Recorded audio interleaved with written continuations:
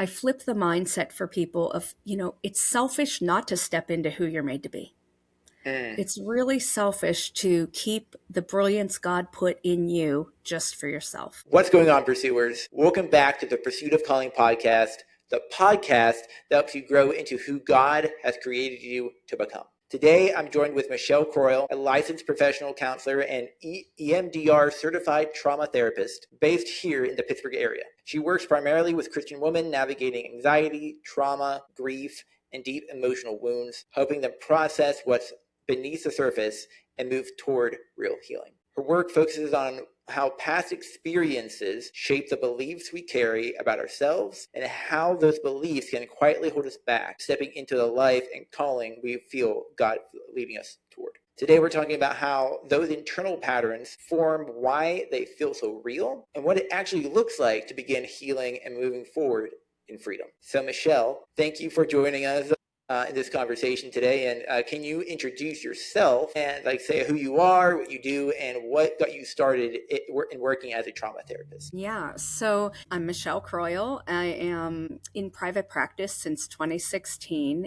And as I was working towards my licensure hours, I found that I was gravitating towards people who were in the deepest throes of hurt, not just surface level things like how should I do this? Should I break up with somebody? Or what should I do for a career? But more the stuff that was deep in their nervous system that they couldn't quite shake. And so that's when I went down the rabbit hole with EMDR, which stands for eye movement desensitization and reprocessing. And it helps people to move their trauma from their system so that they can then have positive beliefs instead about the experiences that previously troubled them. So there's a whole lot more there. I won't go to it. That's just a very, very simplistic part.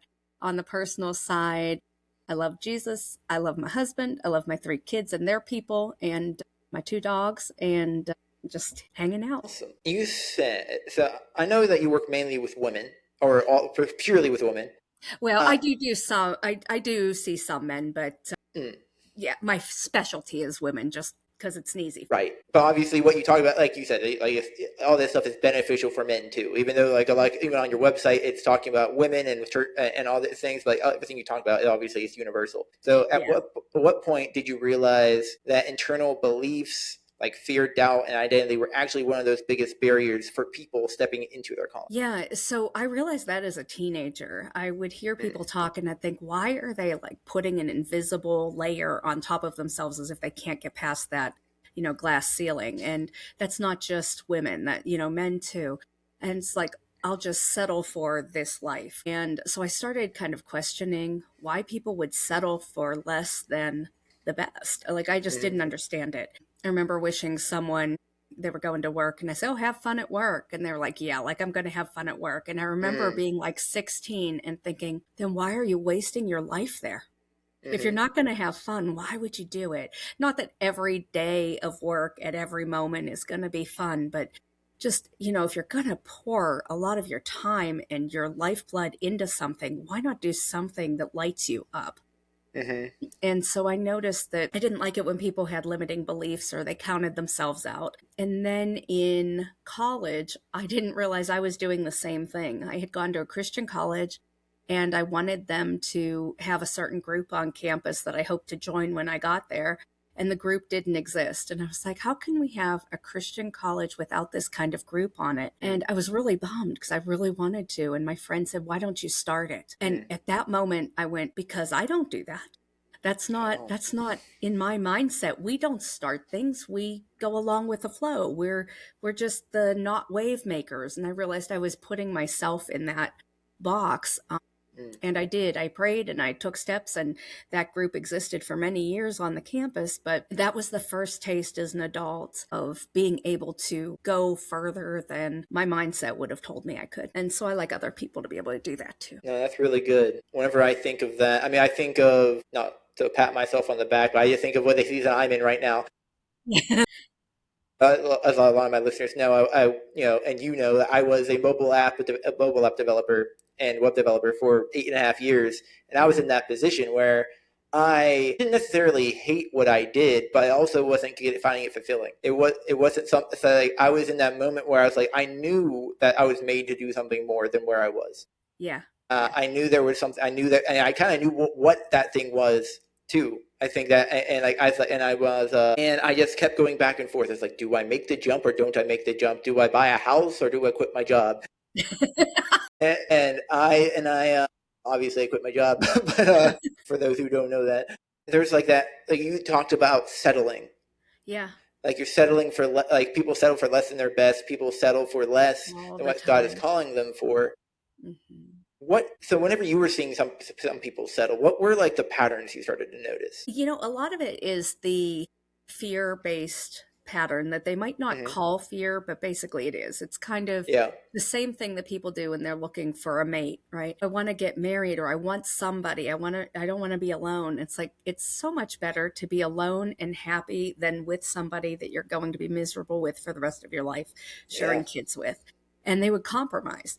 And then I've seen them on my counseling couch and it doesn't go well. And, Hmm. because they're looking for the wrong things. They're looking to not have loneliness when they should be looking for somebody worthy of spending a life with them. Same Mm. thing with career, right? You can't just say, okay, I do it for the money unless you're completely one dimensional and you're only doing it for that reason alone. I mean, it's important, but there are other things to it. Don't just do it for the superficial reason of, okay, money and fulfillment, money and like people often go extremes. I can Hmm. have this, but I can't have this, or it can look this way, but it can't look this way. And I often tell people to go for the both and like, why are you settling? Why not have it all? And I don't mean that, life is just this huge candy store, but I mean, it's a lot more of a huge candy store with the Lord than it isn't. And I think people just don't see the Lord that way. But he said pressed down, shaken together, running over. He has greater things for us, more abundant than we can ask, think, or imagine. And I think people live incredibly sadly below what they're capable of doing. Mm. And you think that's mainly because of fear? I think a lot of it is fear. I think it's Hmm. fear. I think it's lack of confidence. I Hmm. think it's comfort, not wanting to do the uncomfortable thing or the scary thing, not wanting to take a chance because what if they fail or what you a gift and you use it and steward it well? He's the one responsible for and if you give that as an offering to him, you can't outgive. Can't outgive God. I didn't mean to make you speechless. Oh no, you're good. Like, why do you think like we talk about fear? I think like there's like a lot of different kinds of fear, like fear of failure. You talk about fear of failure, fear of not being enough, fear of inadequacy, Mhm. and but why do you think it's so strong? Why do you think good? So that we can survive. So that we Mm. can survive, right? We're made to be community beings. That's a God given thing. Hmm. But community is iron sharpens iron. Community is, there's not a less than person. Every part of the body, the Bible says, is important, right? And we tend to be put into those silos very early as Hmm. kids. Traditional school, okay, you get good grades or not? Are you athletic or not? Are you, you know, at this school or not? And so everything starts to be a competition where we Hmm. think we have to outdo the other person or else they outdo us. And then how do we still be included, have friends, not get in trouble? A lot of times the most creative people are the ones that are most talkative because that's what they're made to be, and people are trying to stifle them and say be quiet, don't talk to Hmm. your neighbor, whatever.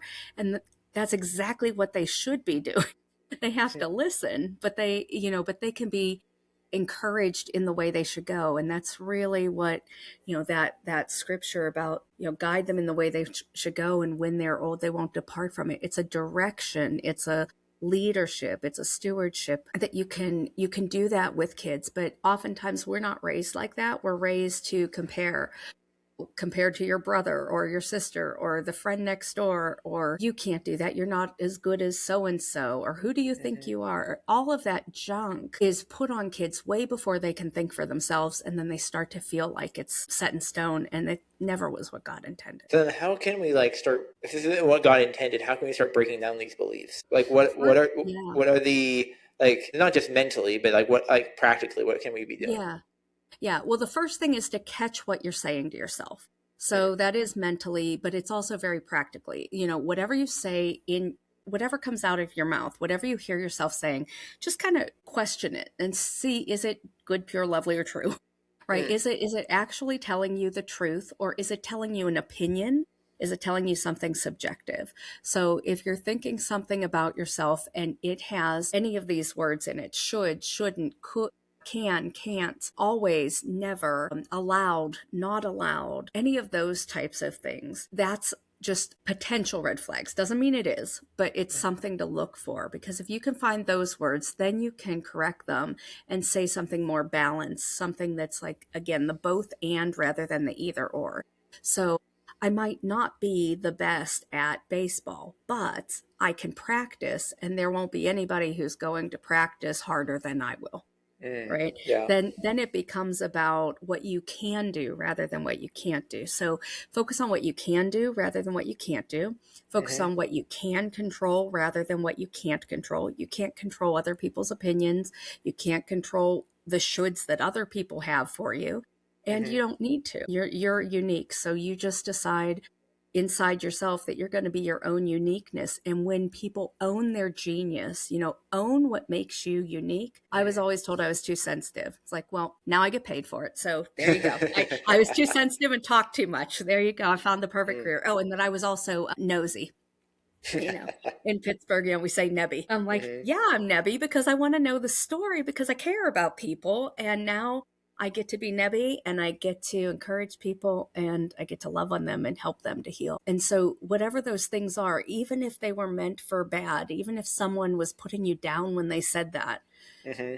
turn it around, because the opposite extreme is probably your strength. Mm. I want to go back for a quick second. And there's a couple things in my head right now. One thing before I lose it is what you said about what people used to say about like Yeah. the things that were your natural giftings.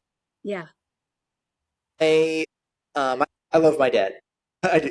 But I was a crybaby when I was a kid. I cried all the time. I was very sensitive, and my peak of the peak of almost all of my emotions. There's tears. Whenever I'm at the highest point of them. Some people I think get more stoic. Some Yeah. guys get. I break down. Yeah. That's actually And very healthy. right. And I think back to like college where I'm a naturally curious person. And like I wanted people to be more. I wanted people to like. I had these giftings to be curious. Had these giftings to want people to quote unquote, for lack of better terms, be better. Yeah. But Yeah. I didn't have the skills to. I didn't have the skills to actually utilize that well. So a lot of the times I just told people they were being dumb. Or like if I was curious, I was really good at asking questions, and like just being super super curious. But now, like you said, like now that I'm full time entrepreneurship going as a Maxwell certified coach, like I'm able to like use like I'm trained to ask good questions, be curious about them, and then actually be able to pull out of people these things that they didn't even know that they knew. And it's like it's the coolest thing whenever they're like, okay, now let me make a plan for how I'm going to achieve this goal based on the things I actually already knew about myself, Yeah. Yeah. which is insane. And the other thing was you mentioned earlier about how we compare ourselves to Yeah. others. Yeah. And we're like, I'm not as good as that person, or they're better than me at this one thing. And I think it's interesting because there's the like, where are we getting our measuring stick from? Exactly. Who came up with it? Other Hmm. fallible human beings. Because Yeah, God's not measuring us that way. right. So if somebody is a fallible human being, therefore they're not perfect. So why would we use their measuring stick instead of ours? And Mm, why would we use ours instead of God's? So it's kind of right. silly. I kind of gave up, I don't know, probably when we decided to homeschool around that time when our kids were young. People would be afraid of like, what will people think if we homeschool? And I thought, I don't care. I'm not trying to raise everybody else's kids. I'm trying to raise mine. And that kind of just set us on the trajectory of, I don't care, we'll do it our way. We'll probably do it better. And that's not like a boast or whatever. It's just, Mm, it was true that if we do it our way for our family mm, and we follow God, it's going to turn out okay. yeah. And so many people are trying to fit into other people's boxes and do what they were never called to do, and then wonder why they don't get good results. So you weren't actually being authentically doing what you were called to do, and giving too much stock to stuff that really doesn't matter, or people's opinions who they have no stake in your life. I don't know. I feel like whenever people say that, like, if I were to look at every podcaster out there, and there's a ton of better podcasters that are way better than me, but I don't look at them and I'm like, oh my gosh, there's so much. So like, I might as well not even do it, because look how much better, like Alex Hormozy or all these other people out, Russell Brunson, all these other people out there are so much better at, like, maybe speaking their ideas and being able to teach their points and be able to get their point across. And I'm like, I might as well not even do it, because there's people out there doing so much better than me. And then, but like, it's because they put in the work. They weren't good at first. They like no one was good the first time. Yeah.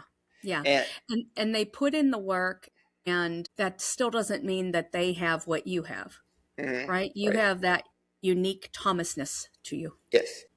So people would be missing out on that. Right. The drink that I have my Diet Dr. Pepper in right now has a quote from Maya Angelou on my mug. Yeah. Oh, gee, I spilled it right on my computer. It says, if you're always trying to be normal, you will never know how amazing you can be. That's great. Amen. Yeah. Yeah. So, Holly, we're talking about comparison. Did anything else come to mind? Yeah. I mean, I think it's just paralysis oftentimes. We stay for the status quo and we try not to rock it. And being comfortable with the familiar is really one of the most dangerous places to be. When you're not comfortable with where you are, you get to, think about how you can change it. When you just you go back to that status quo, settle for, you're getting comfortable, but that doesn't mean you're in a safe or a healthy place. That just means that you don't have the disturbance of change.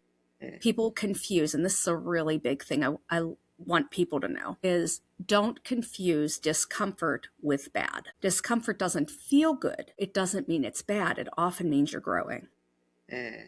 So it's when people think comfort means good. Comfort can mean good. Comfort doesn't mean good in all circumstances. You could be comfortable with just a life that is a settle for, and that's not the best way to go about it. But if you really are going to go for new things, you're going to be uncomfortable, because taking any step feels like a risk, even if it's a pretty safe step. But when you take the smallest step in the right direction, so the smallest step in the way you want to go, and you notice that, hey, that actually didn't turn out too bad, and I was able to tolerate the disturbance, that's a very practical way to get where you're trying to go, because then you just develop more steps. Like, I know that when I was going for my counseling license, I already had 3 young kids, and I was like, should I go back to school for my master's in counseling? I always felt like I was supposed to do this, but I don't know. Can I do it? Will I pass statistics? Will I be able to do it with 3 young kids? Like, there were the what ifs. And yeah, I did, but I did it instead of in 2 years. It took me 4, because I took one class at a time, so I could be home and do the things. And then it took me extra time to go get my licensure, because you have to put in 3,000 hours for that. And I wanted to be home with my family and raise them while they were younger. And so, I had to make some choices, and it looked a little bit different, but I've been in private practice, like I said, since 2019. Even though it took me 13 years to get there, it was a series of small steps. It was pass the statistics course. It was it was get accepted. It was study for the one statistics class, pass that test, pass the next test, get a happy hard 1C, and then go for the A's in the counseling one at a time. Because I knew what I wasn't good at, but sometimes we have to tolerate the things that we're not so good at, because it's worth it for the stuff that really is our gifting. Yeah, and I want to point something out to the listeners, because you said you had a goal, and you had this goal. You knew what you wanted to go. You knew what you wanted to do, and it took you 13 years to get there. Yes. And the thing is though, guys, even if what you're meant to do, even if you don't know how long it's going to take, I don't know if you knew it was going to take 13 years to the exact date. No, you probably thought it was going to go a little faster. And I was just glad it happened. Right, and that's one thing. Like, there's you knew what the next step was. You knew what it was that you had to do next, and you just started, and then you did the next thing, and then you did the next thing, and then you kept moving down the line, so you got to where you needed to be in order to live in the life that you're living now. That's right. It reminds me of all the stories in the Bible of, what was it, Rebecca, Rebecca and Abraham. was it no, Sarai and Abram that Yeah, waited yes. like they were in their 90s to have a kid. And then they tried to rush it and they messed it up, and then they got it right. Yeah. But yeah, it's all like, it's okay. It's okay if you have to work towards it. It's okay. Like that's like if it's nothing. Like one thing John Maxwell says, it's like everything worthwhile is uphill. Yeah.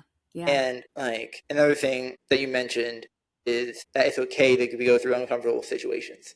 And so, because I literally just recorded an episode the same day on the law of pain from the 15 Valuable Laws of Growth. And it's all about like maybe pain that you didn't choose, but sometimes there's pain that you did choose. And either way, in uncomfortable situations, you can choose to grow through that. Yeah. And you can choose to say, what am I learning from this experience? And if you haven't listened to that one already, I'm going to say you can go back to last week's episode and listen to that.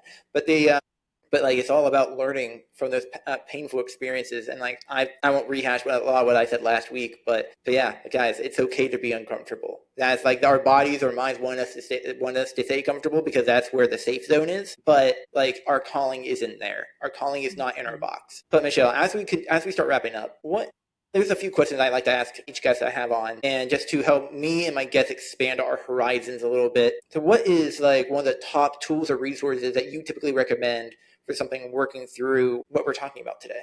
I like the 16personalities.com free personality indicator. Yeah. It's basically the knockoff of the Myers-Briggs. Yeah. And I really like that, especially when you can just take it as information. You know, it's not like it's defining you. It's just information that can point you in the right direction to get curious about things. That's awesome. Thank you. I love that one too. I've taken that one. Have you? Yeah. What are you? Do you know? I don't remember, to be honest. I know I'm working genius in my disc, but I don't remember that one.